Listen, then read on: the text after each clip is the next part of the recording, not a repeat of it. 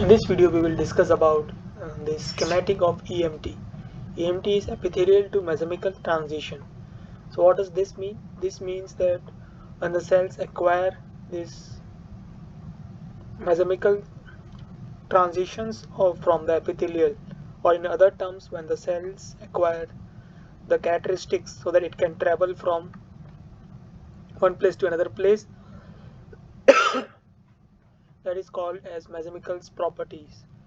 And usually the cancer cells are in the partial state of this EMT. That is, they can either switch from MET to EMT or EMT to MET.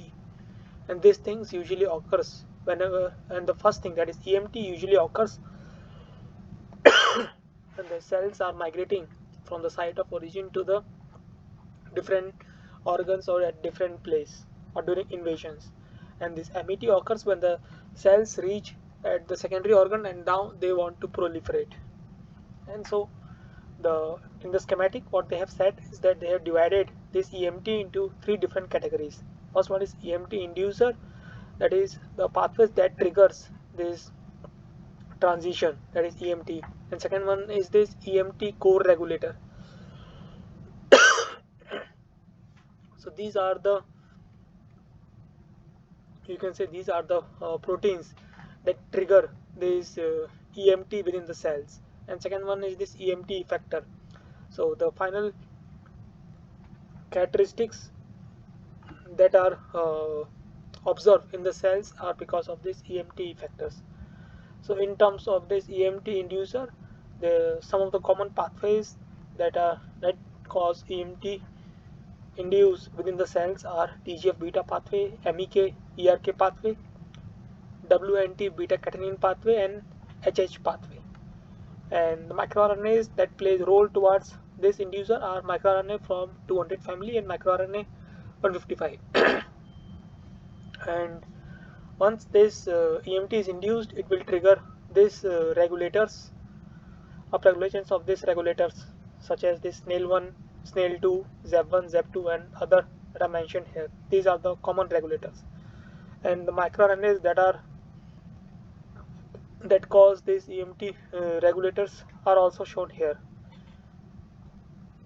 Thereafter, once this EMT has been regulated, we can see the EMT effect within the cells, and some of the effects are shown here. The immunostaining images are shown here. First one is this epithelial tumor cells. Epithelial means the tumor cells does not have any mesenchymal properties, or they cannot move from one place to another place. And in this case, if we see the E-cadherin expressions, we can see the E-cadherin expressions are very high.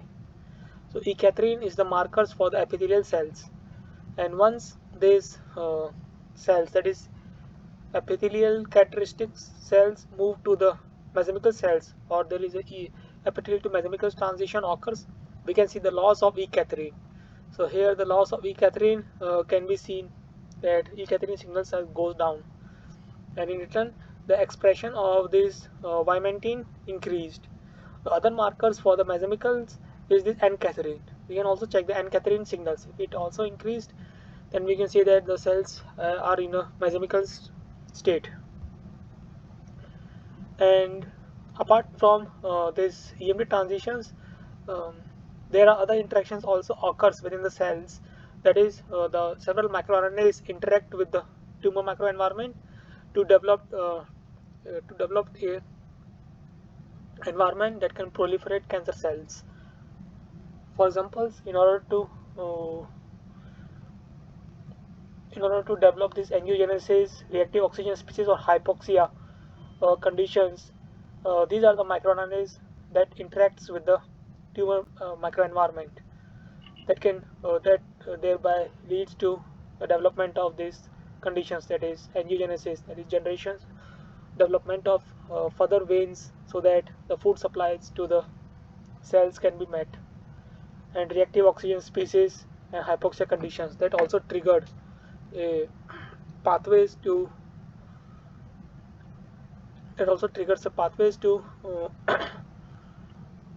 generate more energies within the cells.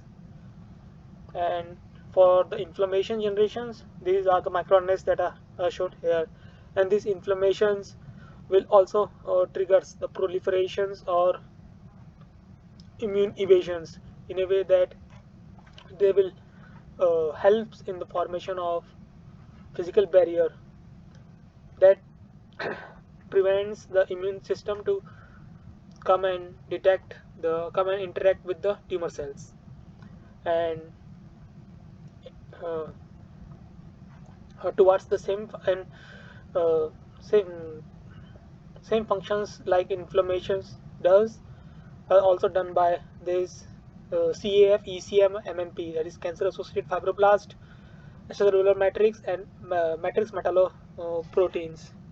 And these things are triggered when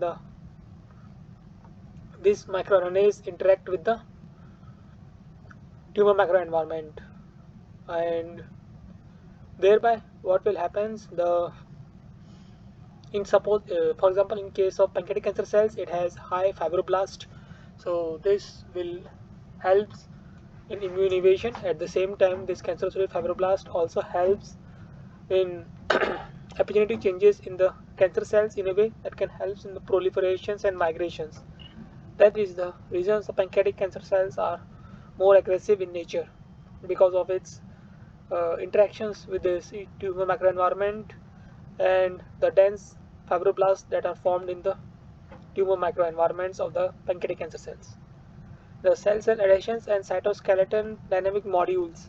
So these are the microRNAs that plays in cell-cell adhesions and cytoskeleton dynamic molecules. And these things are important whenever the cells are migrating from one place to another place, as sometimes cells migrate in the bulk as a bulk, or sometimes cells migrate as a single cells. So these cell-cell adhesions plays a role in that case, and the cytoskeleton dynamic modules, this helps the cells to change its structure as they are moving from one point to another point. And so I hope you understood a schematic of the EMT and